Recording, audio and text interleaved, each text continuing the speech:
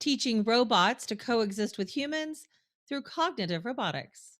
I'm Tonya Hall, and joining me is Dr. Danny Lange, Vice President of AI at Unity Technologies. Welcome, Danny. Thank you very much for having me. So, what does Unity Technologies do? And give us a brief summary of your professional background. Yeah, sure. Yeah, so Unity Technologies, we're essentially a video game engine company. We're actually the most popular gaming platform in the world for building video games. There are thousands of games actually built on our platform. And I'm running the AI team here at Unity, where we are using the platform to improve AI, and we're also using AI in gaming.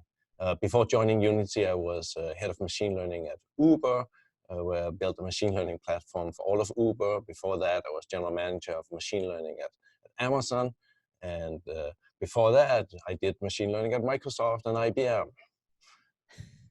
Well, thanks for coming back. I want to talk about something that it's actually a paper. So the Triple E Computer Society just published a paper you wrote titled "Cognitive Robotics: Making Robots Sense, Understand, and Interact." So this is more than just surrounding robots with fencing and equipping them with limit switches. It actually involves the robot teaching itself how to coexist and do its job with and around humans, right? Yeah, we have seen over the last few years, we have seen a significant shift in the way that robots interact with people. We can say that the robots, they have escaped the cages and they're coming out and becoming desktop robots, uh, working with people, collaborating with people, and that has changed the terms that they are operating under. Yeah, they are no longer in a space where they just do the same thing over and over.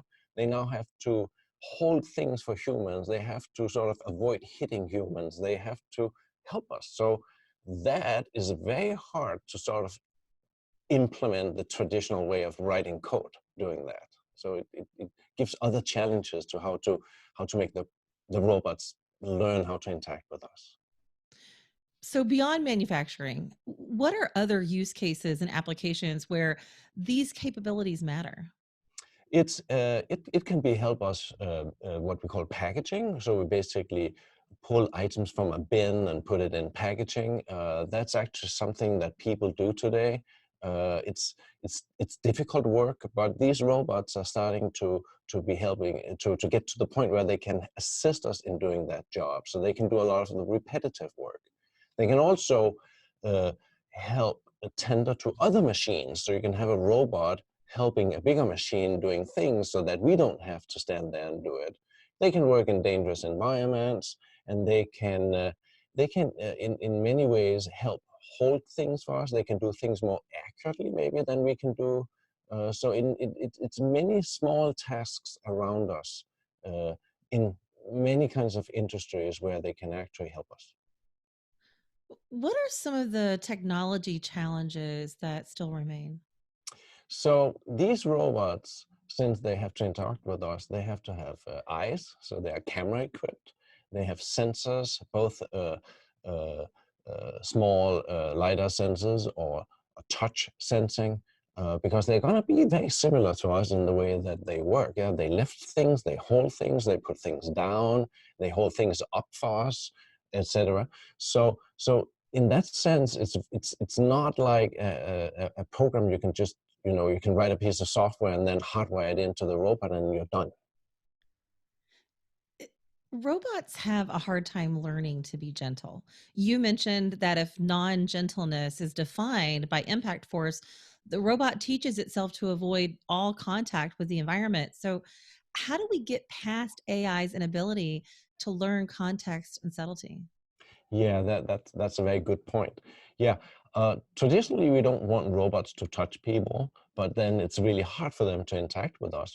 So what we do is, and this is where Unity comes into the picture. Yeah, what we do is that we simulate humans interacting with the robot. If the robot happens to poke a hole in a human, if it's synthetic, it's okay. Yeah, the robot can basically be told that the impact was too violent. Yeah, was you can touch but you can't poke. So what you in essence can do is that you can, in simulation, train the robot interacting with humans, having the robot feel where the line is between, touching too much or touching too little when you deal with a human. Yeah. If you don't touch at all, it can be very hard to solve some tasks. Yeah. Um, and in the past, that has been a really hard thing, getting robots to deal with humans that way. Yeah. So what we're doing now is that we basically run these simulations, and every time the robot sort of have too much of an impact on a human by touching on an arm or face, uh, it is being told so, and now it knows that it needs to be a little more gentle than that. But it doesn't mean it can't touch at all. It's if you have a robot helping a very sick patient being spoon-fed, uh, you can imagine that touching the chin is okay, but not touching the teeth, that's not okay. Yeah. So robots can learn that in simulation before you actually bring real people in front of them. So then to your point, as robots become more adept at teaching themselves, how do we humans audit and inspect the increasingly complex stack of models and decision rules they build to ensure human safety? Yeah.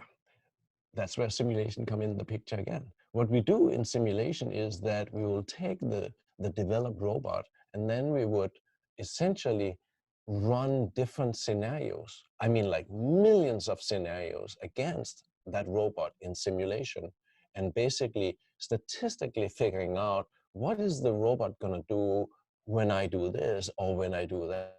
Yeah. So if you imagine that basically by the power of very large numbers, you get statistics out that will basically convince you whether the robot is safe to interact with or not, which is very much the same way as we humans judge each other. Yeah? We look at each other every day and we judge, how other people are going to interact with us. Yeah, that's what we're going to do with robots to certify them, if you want it that way.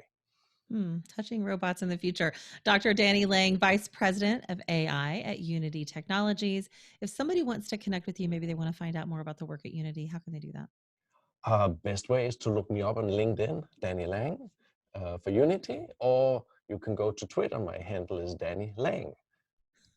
Thanks again, Danny. And if you guys want to find more of my interviews, you can do that right here or go to tonyahall.net. Thanks for watching.